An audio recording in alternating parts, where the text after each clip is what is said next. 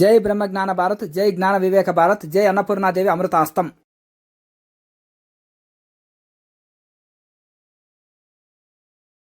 ఓం దివ్యాత్మ స్వరూపులైన జీకేఎంసీ ఛానల్ ప్రేక్షకులకి నమస్కారము. మనం ఇప్పుడు శ్రీ సంత్ సదానంద యోగాశ్రమం వ్యవస్థాపకులు శ్రీ మహావిద్యానందగిరి మాతాజీ వద్ద ఉన్నాము. ఈ ఆధ్యాత్మిక మార్గంలో స్త్రీలు రావడం అనేది చాలా, అంటే ఇంట్లో పూజల వరకే కానీ సన్యాసం వరకు ఆ స్థితికి రావాలంటే అందరూ రాలేరు. మాతాజీ తోటి ఈ ఆశ్రమ విశేషాలు మరియు వారి జీవితానుభవాలు తెలుసుకుందాము. హరి ఓం. హరి ఓం. ఓం నారాయణ నారాయణ నారాయణ స్వామి. మాతాజీ, మీ యొక్క ఆధ్యాత్మిక అంటే మీరు ఈ ఆధ్యాత్మికంలోకి రావడానికి గల కారణాలు, మీకు ఏ ప్రేరణ, అంటే ఎవరు ప్రేరణ కలిగించారు, ఎలా మీరు ఈ పూర్తి ఆధ్యాత్మికంలోకి రాగలిగారు మాతాజీ?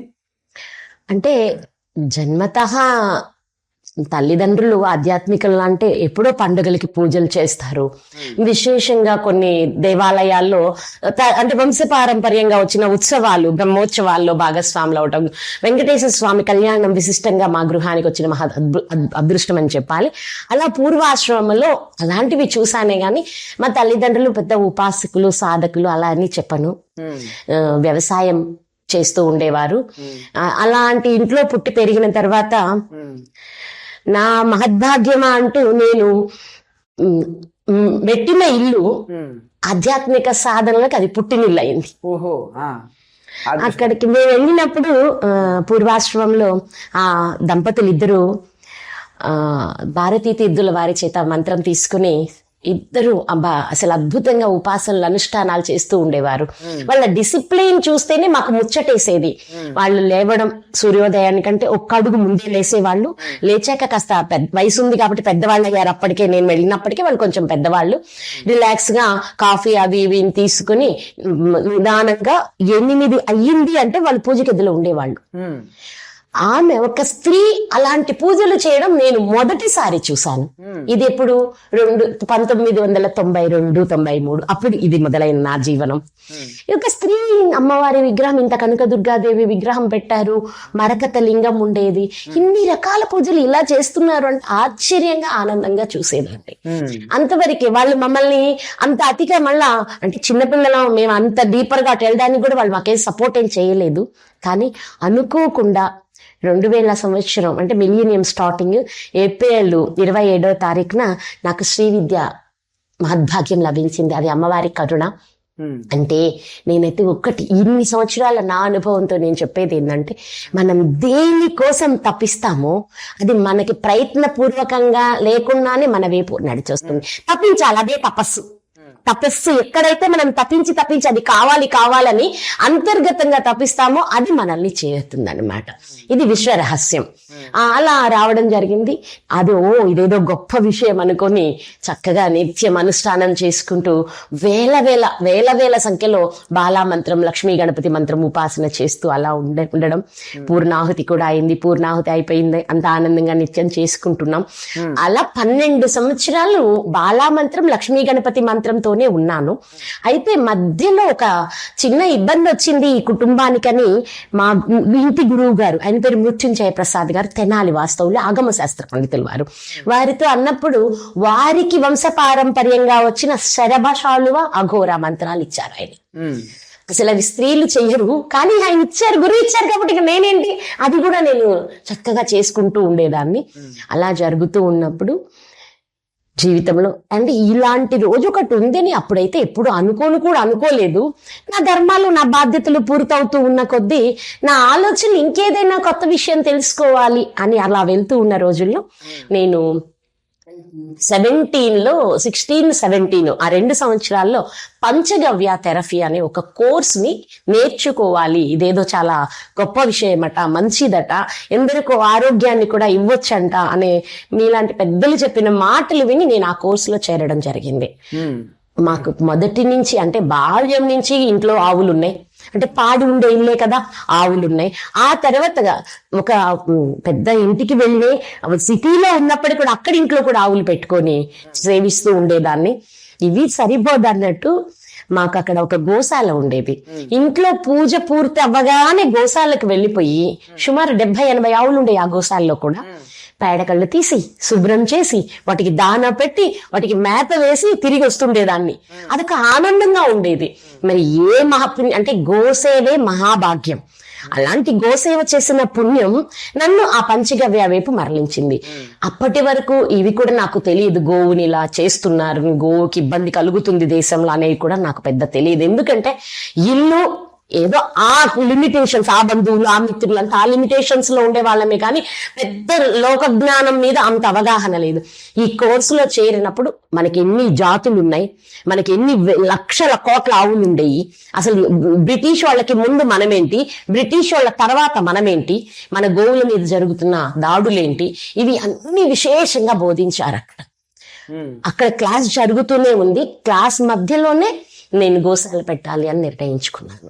అప్పుడు అక్కడ ఎక్కడైతే గృహిణిగా ఉన్నానో అక్కడే గోశాల నిర్మాణం చేసేసాను.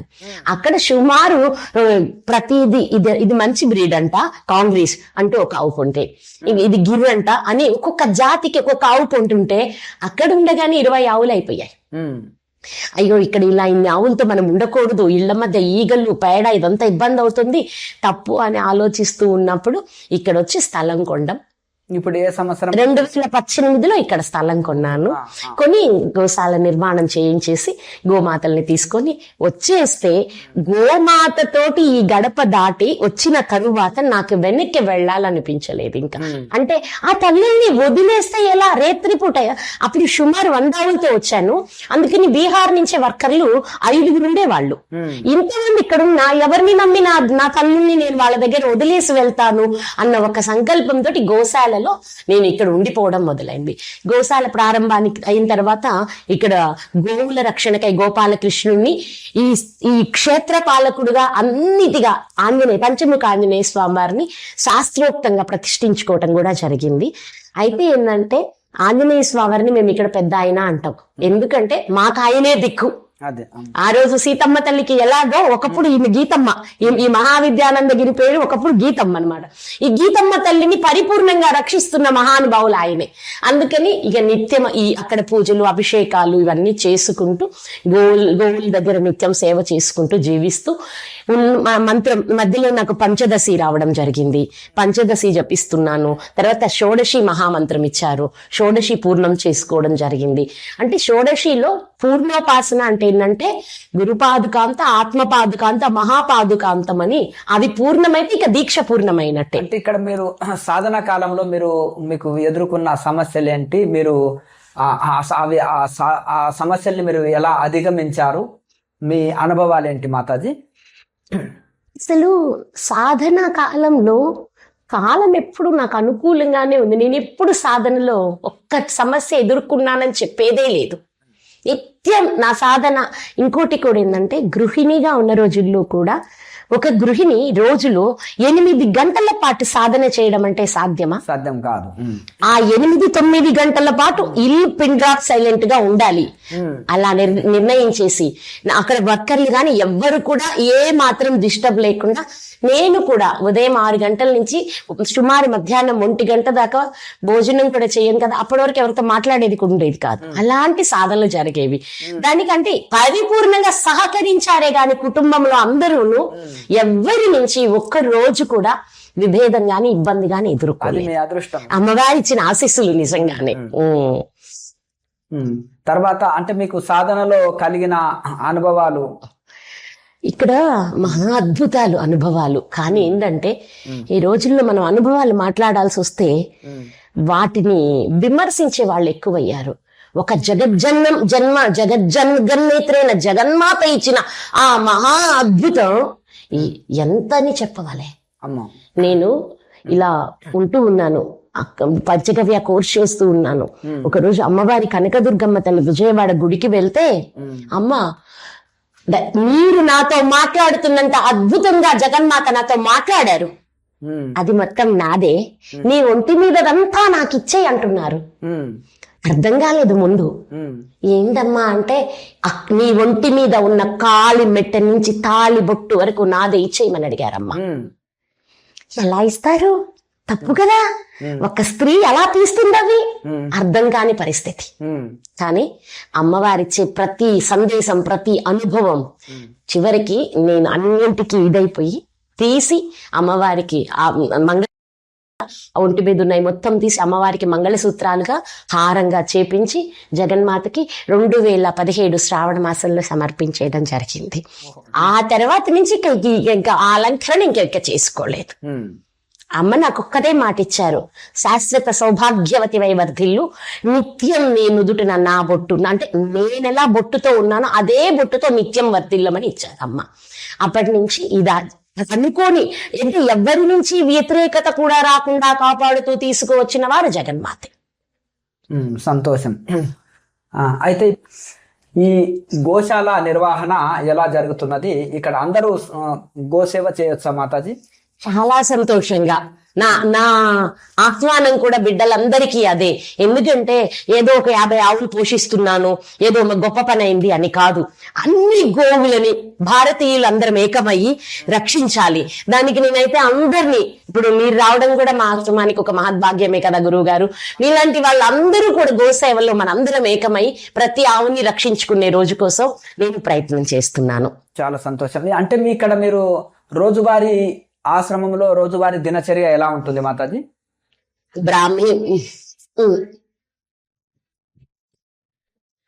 ఇక్కడ ప్రతిరోజు బ్రాహ్మీ ముహూర్తంలో లేవడం, ముందు మా పూజలన్నీ, అంటే గురువు ఇచ్చిన మంత్ర దీక్షలు, సాధనలు అవన్నీ ఉంటాయి కదా, అవన్నీ పూర్తి చేసుకున్న తరువాత మొట్టమొదట ఇంట్లో నాకు గురువు ఇచ్చిన గురుపీఠం శ్రీచక్రం అవి ఉంటే అక్కడ అన్ని పూజలు చేసి కృష్ణ మందిరానికి వెళ్ళి, కృష్ణ మందిరంలో గోపాలకృష్ణుడికి, తర్వాత నాకు పంచాయతనం ఉంది, పంచాయతనానికి పూజ అయిపోయిన తర్వాత రుద్రాభిషేకం అన్నీ ఉంటాయి ఇక్కడ నిత్యము. తర్వాత పంచముఖ ఆంజనేయ స్వామి వారిని పూజించుకోవటం ఇలా జరుగుతూ ఉంటుంది. శుక్రవారం మహాలక్ష్మి సాధన మరియు హోమం కూడా జరుగుతుంది. ప్రతి నెల కృష్ణపక్ష చతుర్దశి రోజు చండీ హోమం జరిపిస్తాం. నెలకొకసారి విశేషమైన కార్యక్రమంగా. మంది పాల్గొంటారు మాతాజీ? సుమారు ఒక్కొక్క నెలలో 70 మంది వస్తారు, 100 మంది వస్తారు. అన్ని ప్రాంతాల వాళ్ళు వస్తారు. ఎవరెవరు రాని వాళ్ళకు కూడా ఇక్కడ మనం రుద్రీకరణ ఇచ్చి పూజారి వారిని కూర్చోబెట్టి వాళ్ళ తరఫున కూడా జరిపిస్తాను. మన చతుర్దశి అమావాస్యకి ముందు రోజు ఉదయం 6 గంటల నుంచే ముందు గణపతి పూజ, పుణ్యావచనం, పంచగవ్యం, మండపారాధన ఇలా ప్రారంభమై మనకి పూర్ణం అయ్యేటప్పటికి ఉదయం 6 గంటలకు ప్రారంభం చేస్తే మధ్యాహ్నం 2-2:30కి పూర్ణాహుతి పూర్తవుతుంది. ఇంకా అప్పుడు లేచాక వాళ్ళకి భోజనాలు అవి ఇచ్చి ఆశీర్వచనం, వేదాశీర్వచనం ఇప్పించి భోజనాలు పెట్టి ఇటు వాళ్ళని అటు వెళ్ళిపోతారు. సంతోషం. ఇంకా ఇది గుర్తుపెట్టుకొని మనకు ఈ యొక్క చతుర్దశి అమావాస్య ముందు రోజు, చతుర్దశి బహుళ చతుర్దశి రోజు ఏంటంటే కలౌ చండీ వినాయక, కలియుగాన్ని కలిమాయ నుంచి రక్షించాలి అంటే తప్పనిసరిగా చండీని వినాయకుడిని ఆశ్రయించమని చెప్పాయి మన శాస్త్రాలు. మన పూర్వీకులందరూ మనకు అదే చెప్పారు. కాబట్టి గురువాజ్ఞ, గురువు గారు కూడా అలాగే. అయితే ఈ మధ్య మన ద్వారకా దగ్గరలో గోవర్ధనగిరిలో శ్రీ రాజేంద్రగిరి మహారాజ్ గారని వారు మహామండలాధీశులు. అక్కడ భాగవత సప్తాహం జరుగుతుంటే ఆహ్వానించారు. వెళ్ళినప్పుడు వారు మీ ఉపాసన ఏంటి, విధానం ఏంటని అడగడం జరిగి తర్వాత అన్నారు, అమ్మా మరి మీరు ఇంత విధంగా చండీ ఉపాసనలో పూర్ణోపాసన పొందున్నారు కనుక ప్రతి ఒక్కరికి చండీ మంత్రం నవారణం ఇవ్వండి అమ్మా. చండీ నవారణం బోధించి వాళ్ళ ఇంట్లో తప్పనిసరిగా ప్రతి ఇంట్లో చండీ నవారణ హోమం జరిగేలా చెయ్యండి అంటూ కొన్ని పదార్థాలు కూడా చెప్పారు. ఇదిగోండి గోధుమలు ఇలా, బియ్యం ఇలా, పలాని ఆవు నెయ్యి, ఇంకొక విశిష్టమైన తైలం చెప్పారనమాట. ఇవన్నీ కలిపి చండీ హోమాది, చండీ నవారణ మంత్ర హోమం చేయడం మూలన వాళ్ళ ఇంట్లో ఉన్న అన్ని సమస్యలు తొలగిపోతాయమ్మా, అది మీరు నిత్యం జరిపించండి అనేది కొత్తగా ఒక 10 రోజులు కూడా అవ్వలేదు అక్కడికి వెళ్ళొచ్చు. ఆయన ఇంకో బాధ్యత ఇచ్చారు. అలాగే ప్రతి సంవత్సరం జ్యేష్ఠ మాస బహుళ చతుర్దశి రోజు, అంటే నాకు గురువు గారు పూర్ణోపాసన మంత్రం అంటే మహాషోడశి మంత్రం ఇచ్చిన రోజు జ్యేష్ఠ మాస అమావాస్య. అంటే ఆ రోజు సూర్యగ్రహణం అయిందనమాట. ఆ రోజు అమావాస్య రోజు సూర్యగ్రహణం, ఆదివారం అన్నీ వచ్చినాయి అని విజయవాడలో మా గురువు గారు శంకర శాండిల్య గారు వారు మంత్రోపదేశం చేసిన పూర్ణోపాసన మంత్ర దీక్ష ఇచ్చిన రోజు అనమాట. నాకు ఆ రోజు అంటే చాలా ఇష్టం. అందుకని అమావాస్యకి 3 రోజుల ముందు నుంచి త్రయోదశి, చతుర్దశి, అమావాస్య అంటూ ఇక్కడ విశిష్టంగా చండీ హోమాలు జరిపిస్తుంటాం. ఈ సంవత్సరం పంచాయతనం వచ్చింది, అంటే 5 రోజులు వచ్చింది. జూలై 9, 10, 11, 12, 13 5 రోజులు ఇక్కడ విశిష్ట హోమాలు, సకల దోషాలు తొలగడానికి ఎన్నో పూజలు, హోమాలు జరిపిస్తూ పూర్ణంగా చండీ హోమంతో పూర్ణాహుతి అవ్వబోతుంది. చాలా సంతోషం. అయితే మాతాజీ, ఇప్పుడు మీకు సన్యాస దీక్ష తీసుకోవాలని ఎలా అనిపించింది? మీకు సన్యాస దీక్ష ఇచ్చిన గురువు గారి పరంపర ఏమిటి? ఇప్పుడు అమ్మవారు అలా అన్ని అడిగి తీసుకున్నారని మీకు చెప్పాను కదా స్వామి.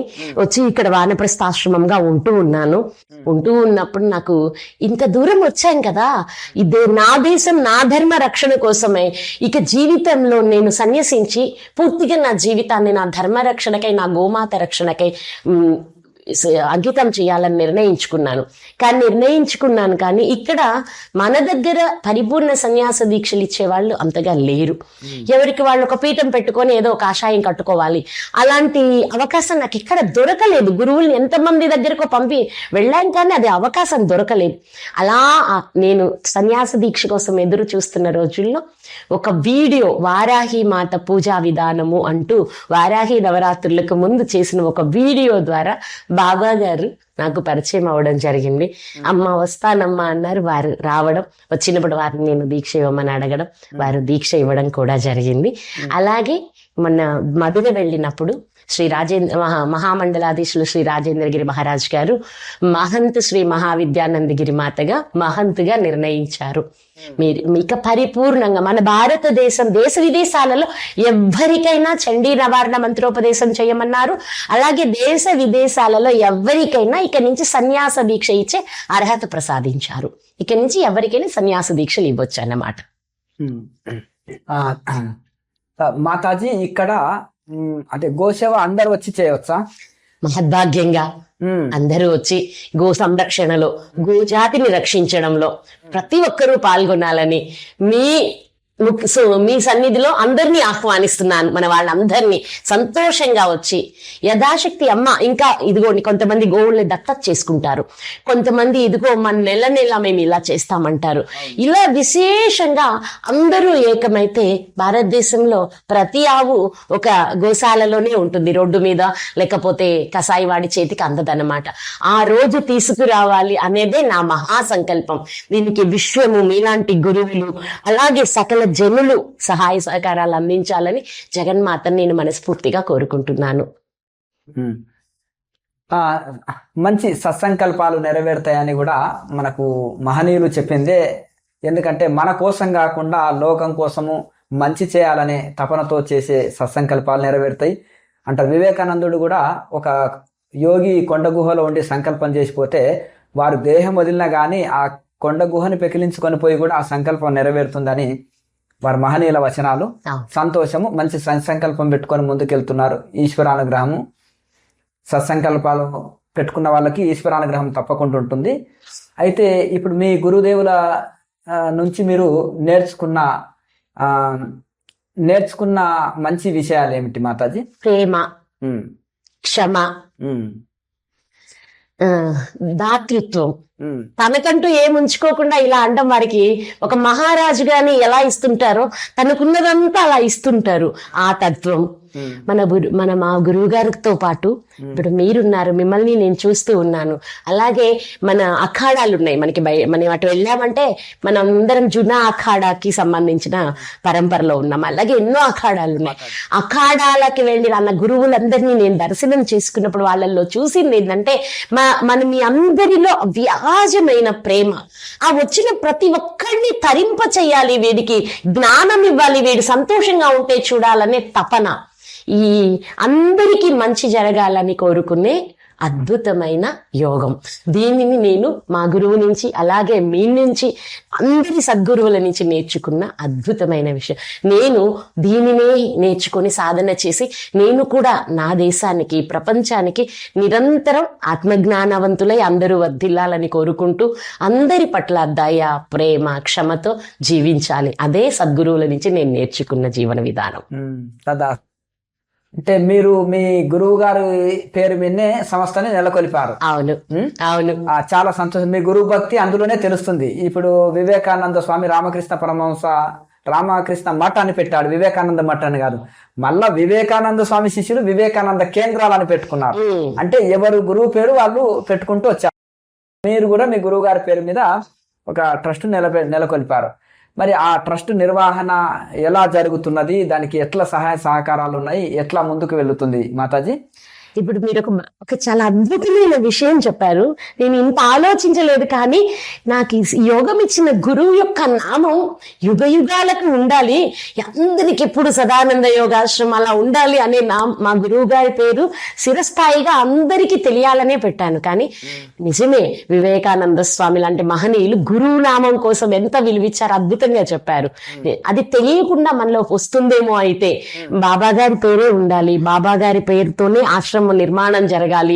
ఆయన పేరు మీద ఇక్కడ వచ్చిన ఎందరో, ఇంకా ఇప్పుడు వృద్ధులు ఉన్నారనుకోండి, నిజంగా ఇక్కడ ఇంకోటి కూడా జరుగుతుంటది. ఈ గ్రామంలో వృద్ధులు ఉంటారు, వికలాంగులు ఉంటారు. వాళ్ళకి మనం ఆశ్రమం నుంచి వంట చేసి క్యారేజీలు పెట్టి అన్నం పంపిస్తాం. వాళ్ళు రాలేరు, అలాగే వాళ్ళకి బాగోలేదని తెలుస్తా అంటే అక్కడికి అన్నం ఇవ్వడానికి వెళ్ళిన వాళ్ళ అమ్మ శ్రీనుకి ఈరోజు జ్వరం, అమ్మ సరోజిని ఇదిగో బాగాలేదని వచ్చింది, ఇట్లా మన వాళ్ళ గురించి చెప్తున్నారు అనుకోండి, నేను వెంటనే వాళ్ళ కోసం మా ఆర్ఎంపీ డాక్టర్ తోటి ముందు ఇక్కడే ఆర్ఎంపీ గారితో సంప్రదించి వాళ్ళకి వైద్యం అందించుకోవడం, అట్లాంటివి చేస్తాను. నాకు ఇంకొక కోరిక ఉంది. గ్రామంలో ఇప్పుడు గోవుల్ని ఎలా అయితే రక్షించాలనుకుంటున్నానో, గ్రామంలో వృద్ధులకి ఇప్పుడు గవర్నమెంట్ మంచి పని చేస్తుంది. తలా 4,000 ఏమో వృద్ధులకి పెన్షన్ ఇస్తుంది. ఇంకో పని కూడా చేస్తే బాగుండదు. ఏంటంటే వైద్యం కూడా, ప్రతి వృద్ధులకి వైద్యం కూడా ఉచితంగా అందిస్తే గవర్నమెంట్ ఇంకా అద్భుతంగా ఉంటుంది. అలాగే 4,000 రూపాయలు డబ్బులు ఉన్నాయి, బాగానే ఉంది. కాళ్ళు చేతులు లేదే, వండుకోవడానికి వాళ్ళ దగ్గర ఓపికే లేదే. ఆ అన్నం ఇక్కడ ఒక చోట ప్రధానంగా మన ఆశ్రమంలో ఉండి చుట్టుపక్కల గ్రామాలందరికీ క్యారేజీల్లో అన్నం పంపించాలి. ఎవరైతే వండుకోలేదో వాళ్ళకి పంపించాలి అనేది నాకు చాలా పెద్ద కోరిక అన్నమాట. చాలా చక్కటి సంకల్పం. అంటే వంట చేసుకోలేని వికలాంగులు, వృద్ధులు, చాలా ఎవరు లేని వాళ్ళు ఉంటారు. ఇప్పుడు విమర్శించడం కంటే ఇప్పుడు వాళ్ళ కొడుకు చూడండి, ఎందుకు ఎవరి జీవితాలు వాళ్ళకున్నాయి, ఎవరి బాధ్యతలు వాళ్ళకున్నాయి, ఎవరి బ్రతుకు పోరాటం వాళ్ళు చేస్తున్నారు. అప్పుడు ఇక్కడ బిడ్డలు లేరు, ఏదో ఒక తల్లే ఉంది, ఆవిడ్ని రమ్మంటే అక్కడికి వెళ్లే పరిస్థితి కాదు. అలాంటి తల్లులకి, అలాంటి తండ్రులకి ఎవరైతే ఉన్నారో వాళ్ళకి మన ఆశ్రమం నుంచి అన్నం పంపించాలి. అది నాకు ఎంతో ఇష్టం అన్నమాట. మీరు కూడా అలాగే అన్నపూర్ణ అదే అమృతాస్తం అని నిత్యాన్నదాన కార్యక్రమం మంచి అద్భుతమైన 250 సెంటర్లలో ప్రతిరోజు 250 సెంటర్లలో నిత్యాన్నదానం జరగాలి అని సంకల్పం పెట్టుకున్నాము. అంటే అన్ని ప్రాంతాలలో 250 సెంటర్లలో ఎప్పటి వరకు 2028 వరకు టైం పెట్టుకున్నాం. అంటే ఉగాది 2028 ఉగాది వరకు పెట్టుకున్నాం. ఇప్పటి నుంచి మన ఆశ్రమంలో మధ్యాహ్నం 11 గంటలకి నిత్యాన్నదాన కార్యక్రమం జరుగుతుంది. అంటే సాధకులు అక్కడ ఉండి నిత్యము సాధన చేసుకోవచ్చు, వాళ్ళకి భోజనం అన్ని ఉంటాయి. కానీ బయటికి వెళ్ళి ఎవరు వచ్చినా మనకు 11 గంటలకి అన్నదానం ఉంటుంది. బయట జిల్లాల వారీగా కూడా మేము అన్నదాన కార్యక్రమాలు చేస్తున్నాము. ఇక ఈ యొక్క 2028 ఉగాది వరకు ఒక 250 సెంటర్లలో నిత్యం ఏకకాలంలో అన్నదానం జరగాలి. చాలా అద్భుతమైన సంకల్పం, అమ్మవారు నెరవేర్చాలి తప్పకుండా. ఇప్పుడు ఇక్కడ అన్నం పెట్టి ఒక్కొక్క చోట్ల పెట్టేది ఇది కాదు. 250 సెంటర్స్ లలో ఏకకాలంలో రోజు జరుగుతుంది నిత్యము. చాలా మంచి పని. అందులో ఇప్పుడు నేను చెప్పిన ఆయన ఉన్నారు కదా, అవును, ఆ మహానుభావుడు చేశాడు. ఏ మాటకా మాట ఎందరో మహానుభావులు, అందరికీ వందనములు. మనం గుర్తు చేసుకోవాలి మహనీయులు ఎవరేది మంచి చేసినా గానీ. కాశిరెడ్డి నాయన కూడా మనకి ఎందుకంటే నిత్యము అన్నదాన కార్యక్రమాలు చాలా చోట్ల చేశారు. అయితే మనము యోగం ఒకటే కాకుండా ఆకలిలో ఉన్న వాళ్ళకి ఆకలి లేని సమాజాన్ని నిర్మించాలి. అలాగే ఇప్పుడు మీరు అన్నారు కుంటివి గుడ్డివి రోగంతో ఉన్న గోవులు ఒక తల్లిగారింటి దగ్గర తల్లి సంరక్షణలో ఉన్నట్టుగా గోశాలలో చేర్చాలి వాటన్నిటిని కూడా, అది నా సంకల్పం అని చెప్పారు. మంచి సంకల్పం. అలాగే ఇక్కడ కూడా మనకు కుంటి వాళ్ళు, గుడ్డి వాళ్ళు, అనాథలు, వృద్ధులు, వికలాంగులు, వండుకోలేని వాళ్ళు, అటువంటి వాళ్ళకి కూడా నిత్యాన్నదానం ద్వారా వాళ్ళ ఆకలి తీర్చాలి, ఆకలి లేని సమాజాన్ని నిర్మించాలనేది మా యొక్క లక్ష్యం. అలాగే ఇంకొకటి, మనిషికి వస్త్రం ఇచ్చినా చిరిగిపోతుంది, అన్నం పెట్టినా ఆకలి అవుతుంది. బ్రహ్మజ్ఞానం జీవితాంతం వెంట ఉండి నడిపిస్తుంది కాబట్టి అందరూ బ్రహ్మజ్ఞానులు కావాలంటే ధ్యానం కావాలి. ధ్యానం కుదరాలంటే యోగం ఉండాలి. యోగం ఏంటంటే ప్రాణాయామ టెక్నిక్. ఇప్పుడు మన వెహికల్ ని బ్రేక్ తోటి కంట్రోల్ చేసినట్టు మనసుని కంట్రోల్, ఒక ఆసనంలో కూర్చోవడం నేర్చుకోవాలి, ఒక ప్రాణాయామ టెక్నిక్, తర్వాత ధ్యానం గంటల తరబడి. దాని ద్వారా ధ్యానం తోటి జ్ఞానం వస్తుంది. జ్ఞానం తోటి మనిషి చక్కగా ఆరోగ్యంగా, ఆనందంగా, శాంతిగా జీవిస్తాడు. ఆనందంగా జీవిస్తాడు అనమాట, పరిపూర్ణ మానవుడిగా జీవిస్తాడు అనమాట. ఇప్పుడు ఈ యోగము ధ్యానం చేస్తే మనిషికి మొదటి లాభం ఆరోగ్యం, రెండో లాభం ఆనందం, మూడో లాభం ఆత్మజ్ఞానం. ఆత్మజ్ఞానం తోటి పరిపూర్ణ మానవుడిగా జీవించి సుఖ సంతోషాలతో జీవిస్తాడు. ఇటు బీదలకి, కడు బీద వాళ్ళకి అన్నదానము, అలాగే జిజ్ఞాసులకు బ్రహ్మజ్ఞానం, ఆధ్యాత్మిక సాధనలు బ్రహ్మజ్ఞానం. ఇంకా ఇవన్నీ కూడా సమాజంలో కూడా వాళ్ళకి జీవన విధానం. ఇప్పుడు చిన్నపిల్లలు ఉంటారు, వాళ్ళకి సంస్కృతి, సాంప్రదాయం ఇవన్నీ నేర్పాలి. అలాగే గృహస్థాశ్రమాలు ఉంటారు, వాళ్ళకి బాధ్యతలు ఇవన్నీ నేర్పాలి. తర్వాత వృద్ధులు ప్రశాంతంగా జీవించేది నేర్పాలి. అలాగే ఇప్పుడు పిల్లలకి కూడా స్కూళ్ళల్లో కోటి సంతకాలు సేకరించి ఒక సబ్జెక్ట్ ఉండాలి. క్రియాయోగం అనేది, క్రియాయోగం మెడిటేషన్ ఒక సబ్జెక్ట్ ఉంటే పిల్లలు ఏంటంటే వాళ్ళకు ఏకాగ్రత పెరుగుతుంది, స్ట్రెస్ తట్టుకుంటారు, అలాగే ఒత్తిళ్లు తట్టుకుంటారు, ఏకాగ్రత పెంచుకుంటారు, చక్కగా ర్యాంకులు సంపాదించుకుంటారు. నిత్య జీవితంలో వాళ్ళకి ఒక స్పిరిచువల్ టీచర్ ఉంటే అన్ని సందేహాలు తొలగుతాయి. ఆధ్యాత్మికంలో తల్లిదండ్రులను గౌరవిస్తారు, గురువులను పూజిస్తారు, తర్వాత సమాజ సేవ చేస్తారు, దేశభక్తి, దైవభక్తి కలిగి ఉంటారు. అలాగే పర్యావరణ పరిరక్షణ మీద వీటి అన్నిటి మీద అవగాహన కలిగించి వాళ్ళకి స్కూల్లో వాళ్ళకి మనకు ఒక సబ్జెక్ట్ ఉండాలి పిల్లలకి. అలాగే అందరూ ఆధ్యాత్మికంగా నడవాలి, బ్రహ్మజ్ఞాన భారత్ కావాలి, అలాగే ప్రపంచం అంతా బ్రహ్మజ్ఞానులుగా మారాలనేది మా లక్ష్యం. దానికై మేము మనము ఈ G50 ప్రోగ్రామ్స్, క్రియాయోగం ఇవన్నీ పెట్టుకొని ముందుకెళ్తున్నాం. చాలా చాలా గొప్ప విషయం, సంతోషం. మాతాజీ, ఈ యొక్క ఒక మహిళగా మీరు సన్యాస దీక్షలో ఉన్నారు. గారికి ఆనాడు ఇంకా గొప్ప గొప్ప యోగినులు ఉన్నారు. ఈ శంకరాచార్య పరంపరలో కూడా ఎందరో మాతలు ఉన్నారు, అఖాడాలో కూడా ఉన్నారు. ఇప్పటి కూడా ఆ పూర్వకాలంలో కొంచెం కష్టం. మలయాళ స్వాముల వారు కూడా అప్పుడు ఆ కాలంలో శాస్త్రంలో భగవద్గీత చదవద్దు, స్త్రీలు ఇది చేయొద్దు, పూజలు చేయొద్దు ఇవన్నీ అంటే వారు శాస్త్రాన్ని చెప్పి ఉపనిషత్తు కాలంలో ఎందరో మంది యోగినులు ఉన్నారని వారు చూయించి ఈ యొక్క ఆధ్యాత్మిక భిక్షని బాగా డెవలప్ చేశారు. స్త్రీ కూడా సన్యాసించవచ్చు అని. మరి స్త్రీలు సన్యాస మార్గంలో రానికే కొంచెం పురుషులంత స్వేచ్ఛ ఉండదు, ఇల్లు వదిలి బయటికి వెళ్ళలేరు. అలాగే ఇంకొకటి, సన్యాస దీక్షలో మీరు ఎదుర్కొన్న సమస్యలు ఏంటిది? కొత్తగా స్త్రీలు ఈ వైపు సన్యాసం వైపు వచ్చే వాళ్ళకి మీరు ఇచ్చే సందేశం ఏంటిది? ఆహ్వానిస్తాను అందరు స్త్రీలని. అంటే ఇక్కడ ఆహ్వానించాలి స్త్రీలని అంటే ఒక నియమం ఉంది, బాధ్యతలు వదిలి రాకూడదు. ఇప్పుడు ఎక్కడి వరకు బిడ్డల్ని కన్నారు కదా, బిడ్డలకి పెళ్లిళ్ళు చేసి వాళ్ళని ఒక ఇంటి వాళ్ళ ఆడపిల్లనైనా మగపిల్లనైనా పెళ్లిళ్ళు చేసిన తరువాత ఇక ఈ ఇంట్లో కూర్చొని గొడవలు పెట్టి, లేకపోతే వీళ్ళు గొడవలు పడి వీళ్ళు దుఃఖపడేదానికంటే ఆనందంగా పరిపూర్ణత్వాన్ని పొందడానికి సన్యాస యోగం అందరికీ ఉపయోగపడుతుంది. అయితే ఒక లిమిట్ ఉంటుంది, వాళ్ళ యొక్క బాధ్యతలు తీరినాయా లేదా. ఇప్పుడు ఎవరైనా ఒక స్త్రీ భర్త చనిపోయాడని దుఃఖిస్తుంది అనుకోండి, నేను అంటాను, భగవంతుడు నీకు ఆయనకి సన్నిధికి చేర్చుకోవడానికి మంచి అవకాశం ఇచ్చాడు, హాయిగా మంచి ఆధ్యాత్మిక మార్గాన్ని ఎంచుకొని నువ్వు పూర్ణత్వ సిద్ధిని పొందు తల్లి. ఒక్కసారి సన్యసించడం అంటే గత జన్మ మొత్తాన్ని, ఎన్ని కర్మలున్నాయో, ఎన్ని దోషాలున్నాయో అన్ని కడిగేసినట్లే. ఒక్కసారి పరిపూర్ణ సన్యాస దీక్ష తీసుకోవడం అంటే ఇక కర్మలేమీ లేవు, కొత్తదైన జీవితంతో మీరన్నట్టు అందరూ బ్రహ్మజ్ఞానాన్ని పొంది ఆత్మజ్ఞానవంతులై పుట్టిన ప్రతి వ్యక్తి మనిషిగా, మహనీయుడుగా, మహాత్ముడుగా ఎదగడానికి ఉపయోగపడుతుంది. కనుక అందరినీ ఆహ్వానిస్తాను.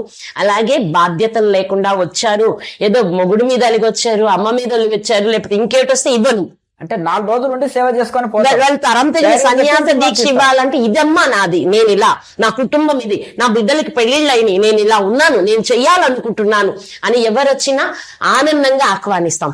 ఇక సాధక బాధకలు అంటారా, ప్రతి మాటలో విమర్శలు ఉంటాయి. మంచి చేస్తే ఒక చిన్న మాట చెప్పుకొని మనం కొనసాగిద్దాం. ఒక తండ్రి బిడ్డ బట్టలు ఉతుకునే దోబీలట. వాళ్ళకి ఒకటి కావాలి, గాడిద కావాలి. సంత జరుగుతుంటే సంతకెళ్లారు, సంతకెళ్ళిపోయి గాడిద కొనుక్కున్నారు.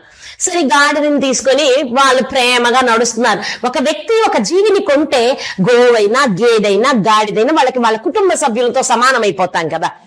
మనకు ఒక కొత్త వాడు మనసు కుటుంబంలోకి వచ్చాడంటే వాళ్ళు ఎంతూ ఉంటే ఒక చౌరస్తాల 10 మంది ఉండి ఏంటి గాడిద కొన్నారా, గాడిద వెళ్ళారా, ఎందుకు మీరు గాడిద కొని నడిచెళ్తున్నారు అన్నారు. అంటే ఓహో గాడిద కొంటే నడవకూడదు నడవకూడదు ఎక్కారు. మీంట్రా ఇంకొక చౌరస్తాకి వెళ్ళగానే ఇద్దరు ఎక్కారు దున్నల్లాగా, అది చావమనే బ్రతకమనే అన్నారు. ఓహో ఇద్దరు ఎక్కితే అది తట్టుకోలేదని తండ్రి దిగి కొడుకుని ఎక్కించాడు. కొంచెం దూరం వెళ్తే వారి సిగ్గులేదు, మీ నాన్నని నడిపిస్తున్నావు అని చెప్పనగానే కొడుకు దిగాడు, తండ్రిని ఎక్కించాడు. ఇంకొంచెం ముందుకెళ్తే బుద్ధిందా లేదా, పసిపిల్లోని నడిపిస్తాను, నువ్వు గాడిద ఎక్కావు. అంటే మనిషికి ఒకటే తెలిసింది, విమర్శించడం. సాధక బాధకలు అనే వాటిని మనం అసలు లెక్క చేయక్కర్లేదు. ఈ విమర్శలను అసలు తీసుకోని అవసరమే లేదు. కాబట్టి ఆనందంగా ప్రతి ఒక్కరూ వస్తే సన్యాస దీక్ష ఇచ్చి వాళ్ళ అమ్మవారికి భగవంతునికి సన్నిధికి దగ్గర అయ్యేలా చేయడం మనకి ఎంతో సంతోషం కూడా. ఈ విషయం చాలా మంచిదే. ఈ ఇబ్బందుల గురించి ఆలోచించక్కర్లేదు ఏ స్త్రీ కూడా. అంటే విమర్శలు తట్టుకోలేని వాళ్ళు సుకుమారంగా ఉంటాము, ఎవరనే మనంటే ఏడ్ చేస్తాము, సుకుమారంగా ఉంటాను వాళ్ళు అర్హులు కాదు. ఇది ముళ్ళబాట పూలబాట కాదు. అన్ని తట్టుకొని నిలబడేటోళ్ళే మనకు ఈ మార్గంలోకి రాగలరు. ముళ్ళబాట కాదు, పూలబాట కాదు, ఇది యోగ బాట. యోగవంతమైన మార్గం ఎంత అందంగా ఉంటుందో. అసలు ఇక్కడ మార్గంలోకి అడుగు పెట్టాక ఇట్ట అనబుద్ధి కూడా ఎదు. ఇప్పుడు మీరు స్కూల్కి వెళ్ళే పిల్లవాడికి కొత్తవాడికి ఏడుపు, పాతవాడికి ఆనందం. ఇది కూడా ఎట్లా అర్థం చేసుకున్న వాళ్ళకి ముళ్ళబాట అనుకుంటే ముళ్ళబాట, పూలబాట అనుకుంటే పూలబాట. వాళ్ళ మానసిక స్థితికి ఇద్దాం ఆ విషయాన్ని మొత్తం మీద. అయితే ఈ యొక్క మీరు ఎందుకంటే సంసిద్ధులై ఆ రకంగా మీ మనసుని సంసిద్ధం చేసి తెలుసుకొని చిన్నప్పటి సంది ఆధ్యాత్మికంగా ఉన్నారు కాబట్టి ఇవన్నీ అర్థం చేసుకొని మీరు ఈ మార్గంలోకి వచ్చారు, నిలబడ్డారు, మంచి సర్వీస్ అందిస్తున్నారు. మాతాజీ, మరి మీ యొక్క జీవిత లక్ష్యాలు ఏమిటి, ఆశయాలు ఏమిటి? మన భారతదేశానికి ఒక అద్భుతమైన పేరుంది. యజ్ఞభూమి, ధర్మభూమి, పుణ్యభూమి. నిరంతరం యజ్ఞ యాగాది కర్మలు జరిగినాయి కనుక మన భారతదేశం యజ్ఞభూమి అయింది. గోవు లాంటి అన్ని జీవుల్ని సేవించి ప్రేమించాము కనుక ఇది పుణ్యభూమి అయింది. వేదాలు నిరంతరం యోగుల చేత వేద పండితుల చేత పారాయణ చేయబడుతుంది కనుక ఇది వేద భూమిగా మారింది. కనుక తిరిగి ఈ భూమిని అలా చూసుకోవాలి. మళ్ళా నా భరత భూమిలో రత్నాలు రాశులు పోసి అమ్మే రోజు రావాలి. అది చెయ్యాలి అంటే మన గోజాతిని మనం సంరక్షించాలి. ఇంకా మనందరి కోరిక కూడా ఒకటే అవ్వాలి, గోవుని భారతీయ జాతీయ జంతువుగా ప్రకటించి గోవుని సంరక్షించిన వేళ మన భారతదేశం అన్ని సంపదలకి నిలయం అవుతోంది. ఒక మాట స్వామి, సంపదలు ఎక్కడి నుంచి వస్తున్నాయి మనకి? పాడి పంట భూగర్భంలో నుంచే కదా. ఏ ఇంధనాలు పుట్టినా, ఏ ధాతువులు పుట్టినా, లోహాలు పుట్టినా అన్ని భూమిలో నుంచే కదా మనకి. గోమాత ఎంత విస్తృతంగా మన భరత భూమి మీద ఆనందంగా స్వేచ్ఛగా తిరుగుతూ ఉంటుందో అప్పుడు ఇవన్నీ తిరిగి, ఎందుకంటే గోవుకి విశ్వంలో నుంచి దివ్య శక్తిని స్వీకరించి ఆ తల్లి 4 పాదాల ద్వారా భూమిలోనికి విడుదల చేసి తన ఆరా నుంచి విశ్వమంతా నిండేలా చేయగలిగే శక్తి ఉన్న ఏకైక జీవి గోమాత. అది చూడండి, ఎవడో తెలివికల్లా అయిన ఒక దుష్టుడు ఈ విషయం గమనించాడు.